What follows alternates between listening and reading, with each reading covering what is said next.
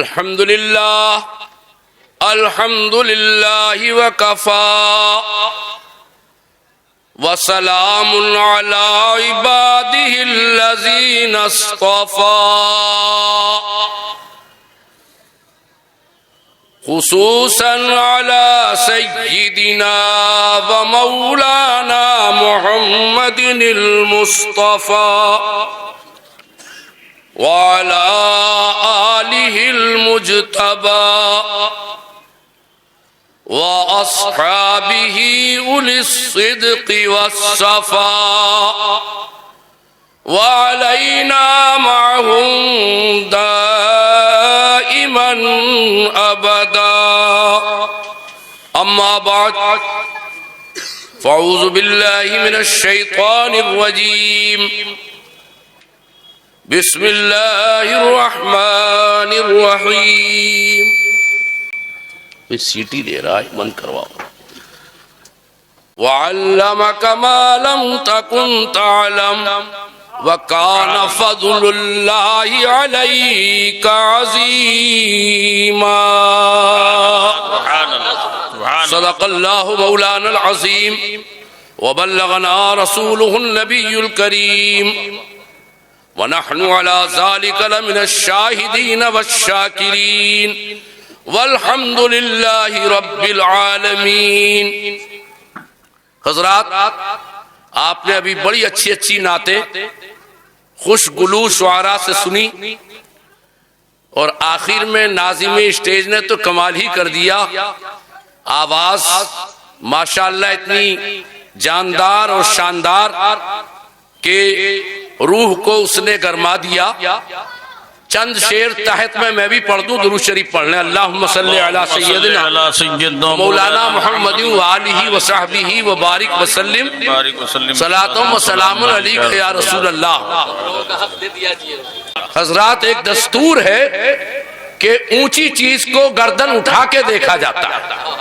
اونچی بلڈنگ کو دیکھنا ہو تو سر اٹھا کر دیکھا جائے گا، ساری اونچائیوں کو سر اٹھا کر دیکھا جائے گا، لیکن ایک اونچائی ایسی ہے کہ سر جھکا کر. بھائی سبحان اللہ، سبحان اللہ. سماعت فرمائیے، سماعت فرمائیے. دل میں جمال گنبد خضرا بسا کے دیکھ.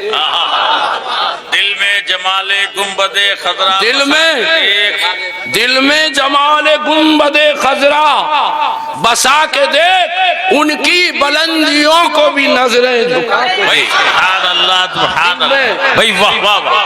سبحان اللہ، سبحان اللہ. بھائی سبحان اللہ، سبحان اللہ. حضور نوازش ہوگی شعر کے لیے. سبحان اللہ، سبحان اللہ. دل میں جمال گنبد خضرا بسا کے دیکھ. آپ اہل ذوق ہیں اور اہل ادب ہیں، اور یہ جو صاحب، یہ جو شاعر اسلام حبیب احمد حبیبی صاحب بیٹھے ہیں، یہ تو داد دینے میں میرا خیال ہے کہ لاکھوں میں یکتا ہے. سب سے پہلے مختار حبیبی صاحب، ان کا میرا خیال ہے تخلص وہی احمدی ہے. خیر بہرحال، دل میں جمال گنبد خضرا بسا کے دیکھ، اور ان کی بلندیوں کو بھی نظریں. سبحان اللہ، سبحان اللہ. اور پڑ جائے گی کلیجے میں ٹھنڈک ابھی ابھی. پڑ جائے گی کلیجے میں ٹھنڈک ابھی ابھی. ٹھنڈک ٹھنڈے ہی مادے سے پڑے گی، مگر یہ عجیب بات ہے. پڑ جائے گی کلیجے میں ٹھنڈک ابھی ابھی، عشق نبی کی آگ تو دل میں لگا کے دیکھ. پڑ جائے گی، پڑ جائے گی کلیجے. نعرہ تکبیر، نعرہ رسالت، جشن عید میلاد النبی، فیضان مجاہد ملت. بھائی سبحان اللہ، سبحان اللہ. سرکار منفرد ہیں تو ان کے عشق کی آگ بھی منفرد ہے. ہر آگ سے سوزش پیدا ہوتی ہے، اور اس عشق مصطفیٰ کی آگ سے تسکین پیدا ہوتی ہے، جذبات کو برودت ملتی ہے. اعلیٰ حضرت فرماتے ہیں، اے عشق تیرے سستے جلنے سے چھٹے سستے، وہ آگ لگا دی ہے جو آگ بجھا دے گی. بھائی سبحان اللہ. سماعت فرمائیے. عطا پڑ جائے گی کلیجے میں ٹھنڈک ابھی ابھی، عشق نبی کی آگ کو دل میں لگا کے دیکھ، قسمت بدل نہ جائے تو میں ذمہ دار ہوں، اور سرکار کے غلاموں کی صف میں تو آ کے بھائی سبحان اللہ سبحان اللہ، دیکھ لو مجاہد ملت کو، دیکھ لو اعلیٰ حضرت کو، دیکھ لو قطب بنارس کو، دیکھ لو محبوب الہی کو۔ شعر سماعت فرمائیے، حافظ صاحب ادھر دیکھیں بھائی واہ واہ واہ۔ آج لوگ کہتے ہیں کہ بھائی وہ صحابہ کا دور تھا، وہ جناب غازیوں کا دور تھا کہ وہ سب مشقتیں برداشت کرتے تھے لیکن اسلام کو سینے سے لگاتے تھے۔ یہ کہنا غلط، بیٹھ جائیے برائے کرم، بیٹھ جائیے، تشریف رکھیے، بیٹھ جائیے حضرات۔ شاعر کہتا عشق نبی تو خود اڑا لے جائے گا تجھے، عشق نبی تو خود اڑا لے جائے گا تجھے، ٹوٹے ہوئے ہی بازو ذرا پھڑ پھڑا کے دے۔ بھائی سبحان اللہ سبحان اللہ، عشق نبی تو خود اڑا لے عشق جائے نبی تو خود اڑا لے جائے گا تجھے، ٹوٹے ہوئے ہی بازو ذرا پھڑ پھڑا کے دیکھ۔ سبحان اللہ سبحان اللہ۔ حضرات درود پاک بسد ادب و احترام بارگاہ مصطفیٰ صلی اللہ تعالی علیہ وسلم میں پیش کریں، بڑے زور سے اللہم صلی علی سیدنا و مولانا محمد وعلی آل سیدنا و مولانا محمد وبارک وسلم۔ حضرات میں آپ کا زیادہ وقت نہیں لوں گا، میرے دوستوں اور بزرگوں، یہ جشن میلاد النبی ہے، یہ سرور کائنات کا جلسہ ہے، یہ محبوب خدا کی محفل ہے، اور آپ جانتے ہیں اپنی محفل میں، اپنی انجمن میں، اپنے پروگرام میں اپنوں ہی کو بلایا جاتا ہے۔ جی سبحان اللہ۔ شادی ہو، بیاہ ہو اور کوئی محفل ہو، لسٹ بنائی جاتی ہے تو کیا اس میں دشمنوں کا نام ہوتا؟ جی نہیں، میں اپنے دوست کے دوست، ملنے والے کے ملنے والے کو، مطلب یہ ہے اپنی محفل میں اپنوں کو بلایا جاتا ہے۔ اے سنیو تمہیں مبارک ہو، یہ نبی کا جلسہ ہے، نبی نے جسے اپنا جانا اسے بلا لیا۔ بھائی ہاں سبحان اللہ سبحان اللہ۔ بھائی واہ واہ واہ واہ، بھائی واہ واہ۔ میرے دوستو آپ کو معلوم ہے کہ اپنا کام اپنوں سے لیا جاتا ہے، یہ فطری بات ہے، ایک مشہور بات ہے، اپنا کام اپنوں سے لیا جاتا ہے۔ حضرات کوئی بھی پارٹی ہو، سیاسی پارٹی ہو، کوئی بھی ہو، اپنا فنکشن، اپنی محفل اپنے ورکروں سے کراتی ہے، اپنے ممبروں سے کراتی ہے، اور اگر کوئی دوسرا انتظام کرے تو آنے والا ڈرتا ہے دال میں کالا تو نہیں ہے، کچھ خطرہ تو نہیں ہے۔ یہ فارمولا ہے، اپنا کام اپنوں سے کرایا جاتا ہے۔ بولو جلوس میلاد النبی، یہ کس کا جلوس ہے؟ محمد الرسول اللہ کا جلوس ہی تو ہے۔ یہ جلسے میلاد النبی رسول اللہ کا تو جلسہ ہے۔ میرے دوستوں اور بزرگوں، اے اہل سنت و جماعت، آپ کو مبارک ہو کہ نبی نے آپ کو اپنا جانا، نبی نے آپ کو اپنا سمجھا، تو جشن میلاد النبی آپ سے کرا، بھائی سبحان اللہ، جلوس محمدی آپ سے نکلوایا۔ میرے دوستو ایک شاعر کہتا ہے کہ ہر ستم، ہر جفا، ہر ستم گوارا ہے، اتنا کہہ دے کہ تو ہمارا ہے۔ محمد الرسول اللہ نے بتا دیا کہ یہ ہمارے ہیں سب جلوس نکالنے والے، یہ جشن میلاد النبی کرنے والے ہمارے۔ درود شریف پڑھ لیں، اللہم صلی علی اللہم صلی علی سیدنا مولانا محمد وآلہ وصحبہ وبارک وسلم۔ حضرات یہ ساری محفل محمد الرسول اللہ کے لیے سجائی گئی، یہ سارا اہتمام اللہ کے حبیب کی خوشی کے لیے کیا ہے، تو کیا رسول اللہ اس اہتمام کو دیکھ رہے ہیں؟ حضرات میرا عقیدہ ہے، قرآن کہہ رہا ہے، حدیث کہہ رہی ہے کہ رسول اللہ سے کچھ چھپا ہوا نہیں ہے، کہ اللہ نے پوری روئے زمین میرے سامنے کر دی ہے، زمین میں جو ہوا اور جو قیامت تک ہوگا میں اسے برابر دیکھ رہا ہوں۔ سبحان اللہ سبحان اللہ۔ باہر نہیں، اللہ نے پوری روئے زمین کو سمیٹ دیا ہے، میری نگاہ کے سامنے کر دیا ہے، تو میں زمین کے پورے پچھم کو، اتر دکھن کو، نشیب و فراز کو، سب کو دیکھ رہا ہوں۔ تو یہ ہمارا جلسہ، ہمارا عقیدہ ہے کہ محمد الرسول اللہ دیکھ رہے ہیں۔ حق ہے، سبحان اللہ سبحان اللہ۔ حضور سید عالم صلی اللہ تعالی علیہ وسلم دنیا میں تشریف لائے، دنیا میں تشریف لانے سے پہلے آپ کے چرچے تھے، دنیا میں بعد میں آئے ہیں، اعلان پہلے ہو گیا ہے۔ جتنی آسمانی کتابیں آئی تھی سب میں محمد الرسول اللہ کا چرچا تھا۔ میرے دوستوں اور بزرگوں، توریت ہو یا انجیل ہو یا زبور ہو یا صحف آسمانی میں سے کوئی صحیفہ ہو، سب میں ذکر محمد الرسول اللہ موجود ہے۔ حضرات کوئی کہے گا کہ مولانا آپ جو چاہیں کہہ لیں، لیکن زبور کہیں ہے اس وقت، انجیل کہیں ہے اس وقت، توریت کہیں ہے، تو میرے دوستوں وہ نہیں ہے، لیکن قرآن کہتا ہے یجدونہ مکتوبا عندہم فی التوراۃ والانجیل، یہ وہ نبی ہیں کہ جن کو توریت و انجیل میں لکھا ہوا پاؤ گے۔ حضرات، حضور سرور کائنات بعد میں تشریف لائے، لیکن چرچے پہلے ہی ہو گئے۔ درود شریف پڑھ لیں، ایک واقعہ سنا دوں سرکار کی آمد سے متعلق۔ اللہم صلی علی سیدنا مولانا محمد وآلہ وصحبہ وبارک وسلم۔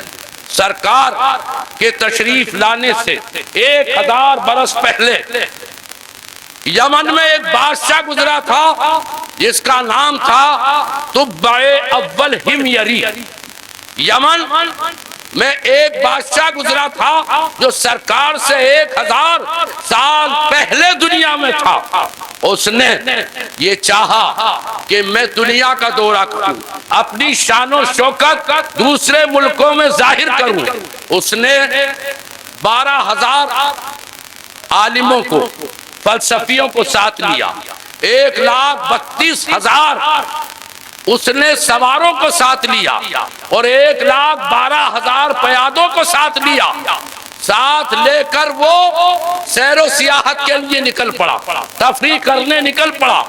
جہاں وہ جاتا تھا اس کا استقبال ہوتا تھا، جس ملک میں جاتا تھا لوگ اس کی شان دیکھ کر دنگ رہ جاتے تھے، جہاں جاتا تھا لوگ اس کو سلامی دیتے تھے، جدھر سے گزرتا تھا اس کو شاباش دیتے تھے۔ شدہ وہی بادشاہ اپنے لشکر کے ساتھ، اپنے سپاہ کے ساتھ مکہ معظمہ میں بھی پہنچا۔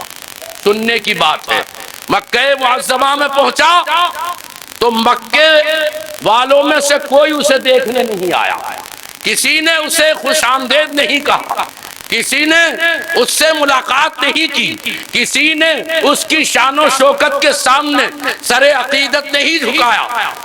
اس نے دیکھا کہ میں دنیا کے جس کونے پہ جا رہا ہوں لوگ مجھے سلام کر رہے ہیں، مجھے داد دے رہے ہیں، میری شان و شوکت کے سامنے مرغوب ہو رہے ہیں، اور پوری دنیا میں میری شوکت کا سکہ بیٹھ چکا ہے۔ یہ مکہ کیسا شہر ہے کہ میں آیا ہوں، نہ کوئی مجھے دیکھ رہا ہے، نہ میرے لشکر کو دیکھ رہا ہے، نہ میری سواری کو دیکھ رہا ہے، نہ میرے جاہ و جلال کو دیکھ رہا ہے، نہ میری شان سلطنت کو دیکھ رہا ہے۔ اس نے اپنے وزیر سے کہا کہ بھئی یہ کیا بات ہے، مکے والے کیوں نہیں آئے دیکھنے؟ کہا حضور بادشاہ سلامت، آپ کو پتہ نہیں ہے یہاں ایک گھر ہے جسے کعبہ معظمہ کہا جاتا ہے، اس گھر کی دنیا کے لوگ عزت کرتے ہیں، دنیا سے لوگ آتے ہیں اور یہاں اس خانہ کعبہ کا طواف کرتے ہیں، کعبے میں رہنے والے، مکے میں رہنے والوں سے اپنی عقیدت کا اظہار کرتے ہیں، دنیا کے لوگ یہاں آ کر ان کا احترام کرتے ہیں، اس لیے یہ مکے والے آپ کی شان و شوکت کو کس پرے کا حقی برابر سمجھیں گے؟ یہ ایسی شان و شوکت ان کے جوتیوں کے سامنے ہے۔ کہا اچھا یہ بات ہے۔ وزیر نے سمجھایا، مصاحب نے سمجھایا، اور تمام وزراء نے بتا دیا بادشاہ سلامت جلدی نکل جاؤ یہاں سے، یہاں کوئی عظمت نہیں ہوگی، یہاں تمہارا کوئی سواگت نہیں ہوگا، یہاں کوئی خیر استقبال نہیں ہوگا، کوئی خیر مقدم نہیں ہوگا۔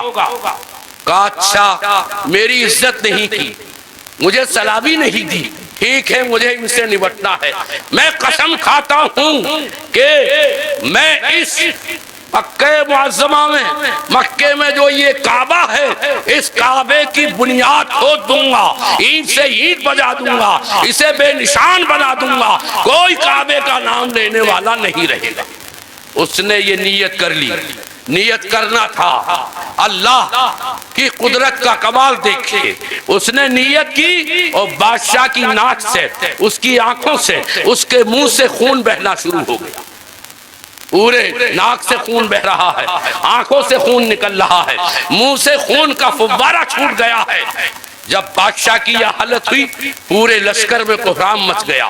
تمام حکیم آئے، فلسفی آئے، اطباء آئے، سب دیکھنے والے آئے، ایک سے ایک علاج کیا گیا، لیکن ناک کا خون، منہ کا خون اور جناب آنکھوں کا خون رکا نہیں، بلکہ یہ حال ہوا کہ مرض بڑھتا گیا۔ جو دوا کی جتنی دوا ہو رہی تھی، خون زیادہ ہوتا جا رہا تھا۔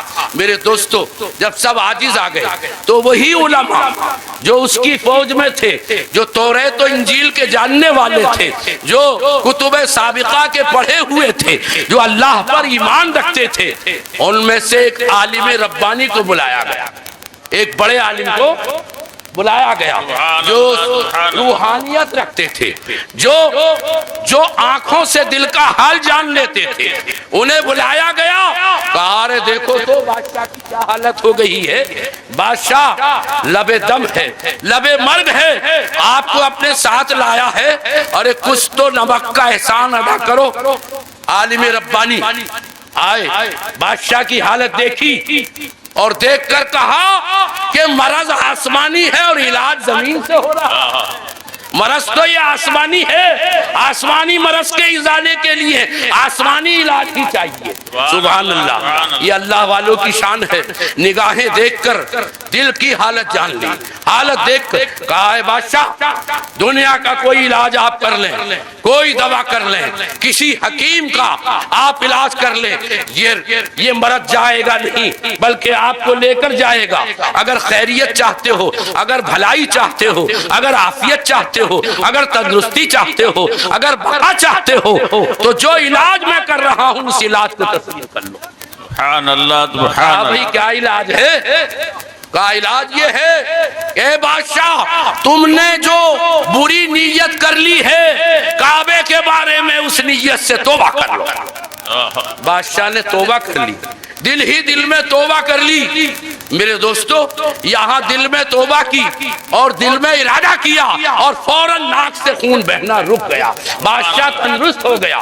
اس نے قسم کھائی کہ اب میں خانہ کعبہ کو ڈھاؤں گا نہیں بلکہ جا کر طواف کروں گا، ادب و احترام کے ساتھ حجر اسود کو بوسہ دوں گا، کعبے میں رہنے والوں کو نذرانے دوں گا، ان کی خدمت میں میں جاؤں گا اور کعبے میں جانے والے، کعبے اور مکے میں رہنے والوں کی خدمت کروں گا۔ وہ گیا اور سب کو نذرانے دیے، خانہ کعبہ کا طواف کیا اور صحت مند ہو گئے۔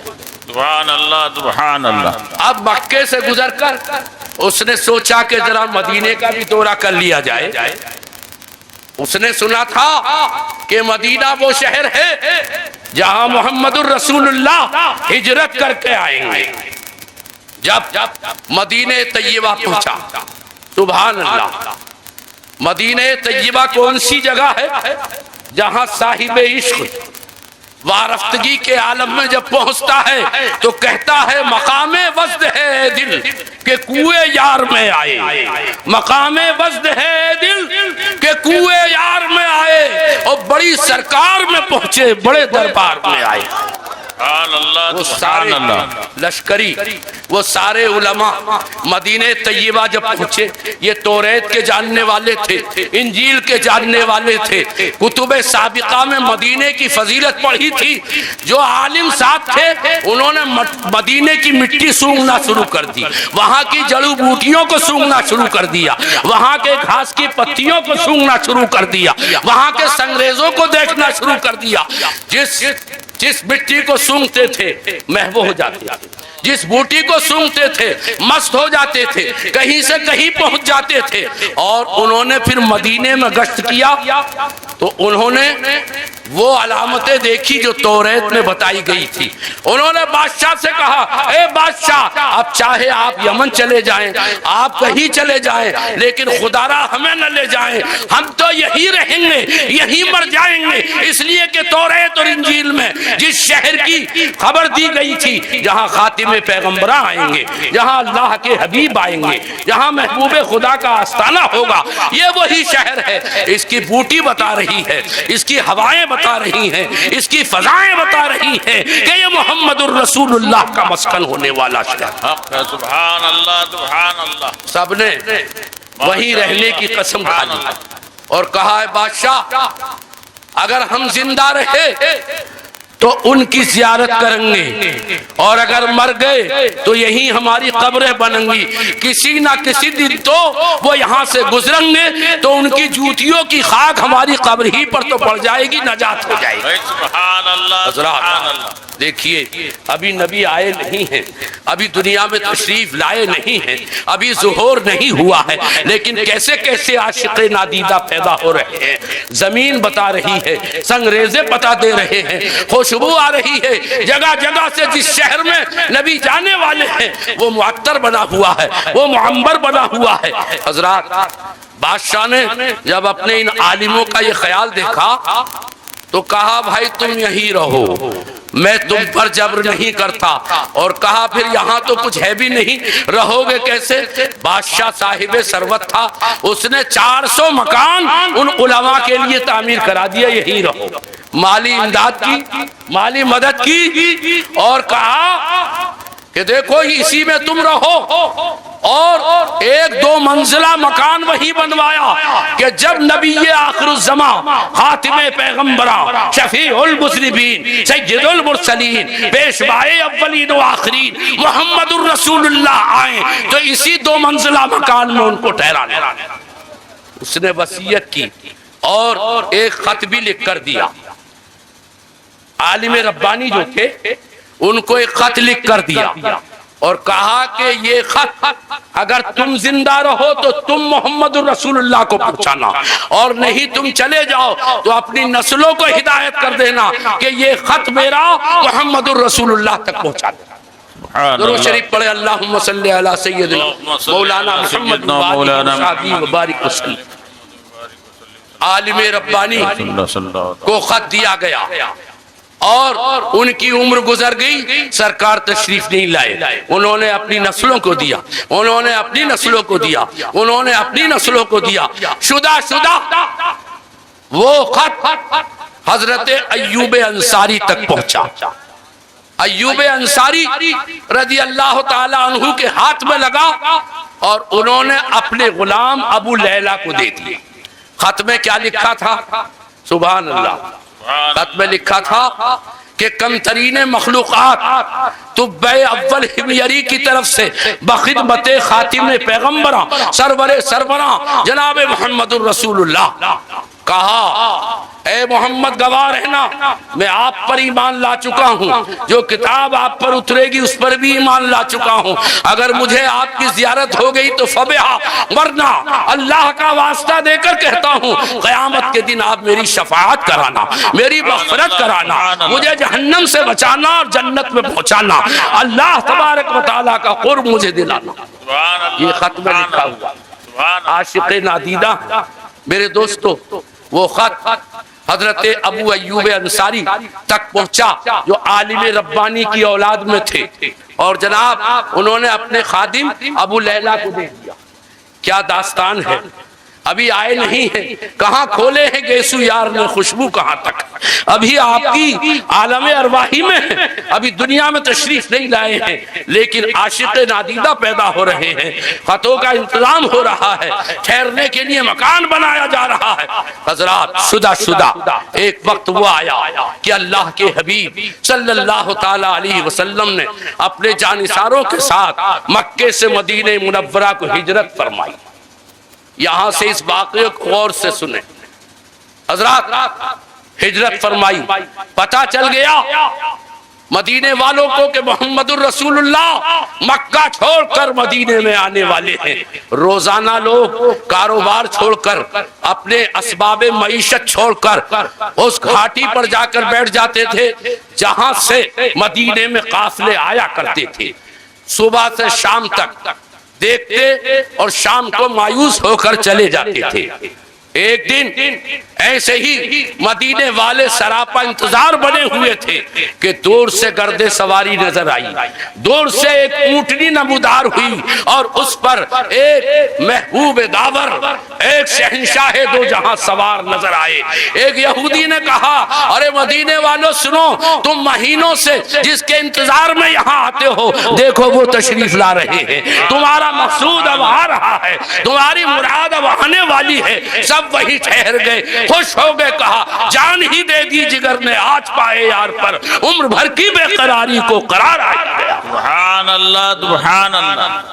حضرات محترم، سرکار دو عالم مدینے میں جب تشریف لائے، اب سنیے، وہ جو انتظار کرنے کے لیے کھڑے رہتے تھے، جو حضور کا انتظار کرتے تھے، وہ صحابی تو تھے، بولو صحابی تو تھے، صحابہ کرامی تو تھے، وہ مدینے کے صحابی تھے۔ حضرات، جس دن حضور تشریف لائے مدینے میں، کوئی اپنا مکان سجا رہا تھا، کوئی گلیاں صاف کر رہا تھا، کوئی جناب سڑکیں صاف کر رہا تھا، کوئی زیب و زینت کر رہا تھا، کوئی دعوتیں کر رہا تھا، کوئی جھنڈیاں نکال رہا تھا، کوئی خوشی منا رہا تھا، چاروں طرف مدینے میں اجالا ہی تھا۔ آج لوگ کہتے ہیں کہ جشن میلاد النبی پر مکان سجانا اور جناب والا جھنڈیاں لگانا یہ بدعت ہے۔ ایسا نہیں ہے، جب حضور مدینے میں آئے تو مدینے کے صحابیوں نے جھنڈیاں بھی اٹھائی تھی، مکان بھی سجائے تھے، گلیاں بھی صاف کی تھی، دعوتیں بھی کی تھی، جوش و خروش سے آمنا صدقنا کے نعرے بھی لگائے۔ یہ بدعت نہیں ہے، یہ صحابہ کی سنت ہے۔ میرے دوستوں اور بزرگوں، صحابہ کرام کی سنت ہے۔ میرے دوستوں، بزرگان دین نے اس میلاد کو قائم کیا ہے۔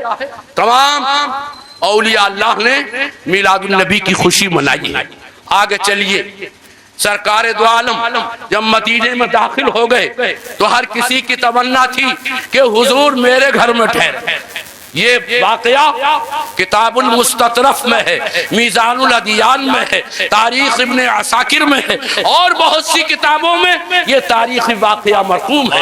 ہر کسی کی تمنا تھی کہ حضور میرے گھر ٹھہرے، سرکار میرے گھر آرام فرمائے، سرکار کا قدم میرے یہاں اترے، اللہ کی رحمت، اچھا شکریہ، جزاک اللہ، اللہ کی رحمت میرے گھر اترے، رحمت للعالمین آ رہے ہیں، سرکار تشریف لا رہے ہیں۔ حضرات سنو، غور سے سنو میرے دوستو، میرے سرکار نے کہا کسی کے کہنے کی ضرورت نہیں ہے کہ میں کہاں ٹھہروں گا، میری سواری کو معلوم ہے جہاں ٹھہرنا ہے وہیں وہ ٹھہر جائے گی۔ سبحان اللہ۔ نبی تو غیب داں ہیں ہی، جس سواری پر سوار ہو گئے ہیں اسے بھی معلوم ہے مجھے کہاں۔ سبحان اللہ سبحان اللہ۔ حضرات، سرکار دو عالم کی اونٹنی چلتی رہی، چلتے چلتے وہی دو منزلہ مکان آیا جو شاہ یمن نے بنوایا تھا، حضرت ابو ایوب انصاری کی تحویل میں تھا۔ اونٹنی وہاں جا کر بیٹھ گئی۔ سبحان اللہ۔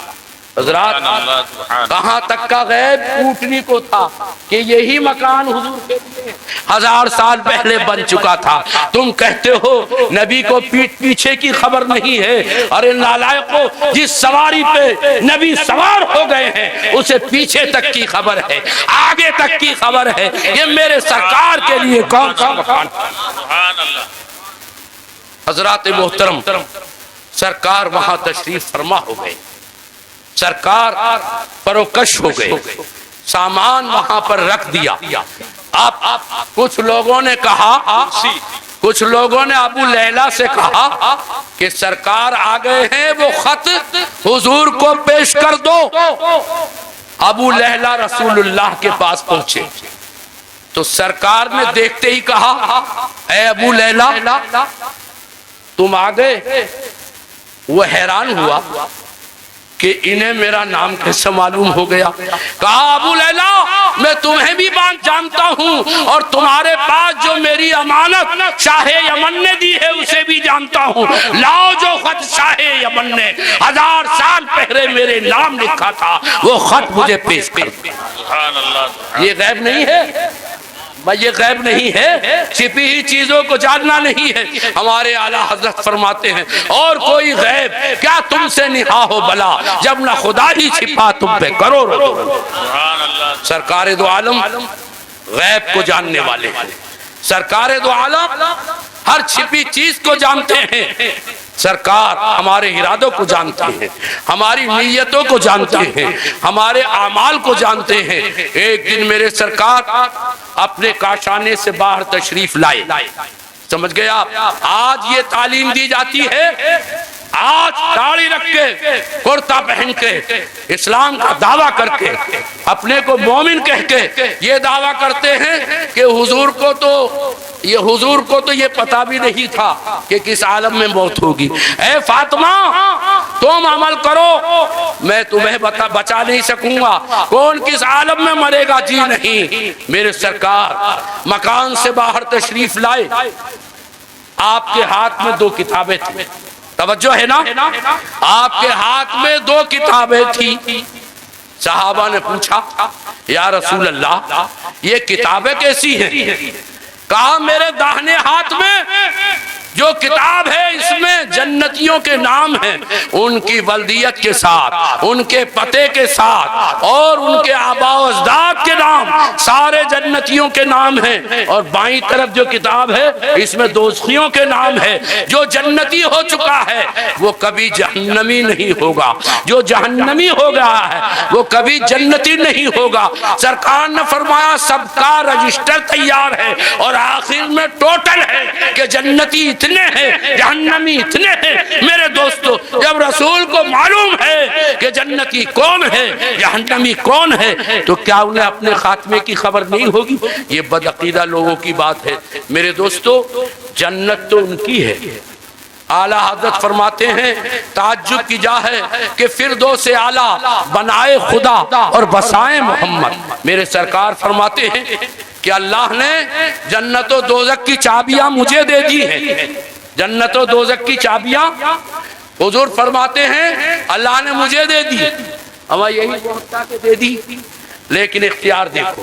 حضور فرماتے ہیں جنت و دوزخ کی چابیاں اللہ نے مجھے دے دی اور میں نے اپنی خوشی سے ابو بکر و عمر کو دے دی ہے۔ سبحان اللہ۔ اختیار ہے کہ جسے چاہے جنت کی چابیاں دے دیں، اس لیے ماننا پڑے گا کہ ابو بکر و عمر سے دشمنی رکھنے والا کبھی جنت میں نہیں جا سکتا ہے، اس لیے کہ چابی سرکار نے ابو بکر و عمر کو دے دی ہے۔ میرے دوستوں اور بزرگوں ہمیں اور آپ کو سب کو یہ بہت بڑی خوشی کی بات ہے کہ ہم غلام محمد الرسول اللہ ہیں، غلام اولیاء اللہ ہیں، ان کی تعلیمات سے ہمارے سینے منور ہیں۔ اللہ تعالیٰ نے ہمیں سنی بنایا ہے۔ اللہ اس مسلک حق پر، مسلک بزرگان دین پر، مسلک اعلیٰ حضرت پر قائم دائم رکھے، اسی پر موت دے اور ان اللہ والوں کے ساتھ ہمارا حشر فرمائے۔ وآخر دعوانا الحمدللہ۔ سبحان اللہ۔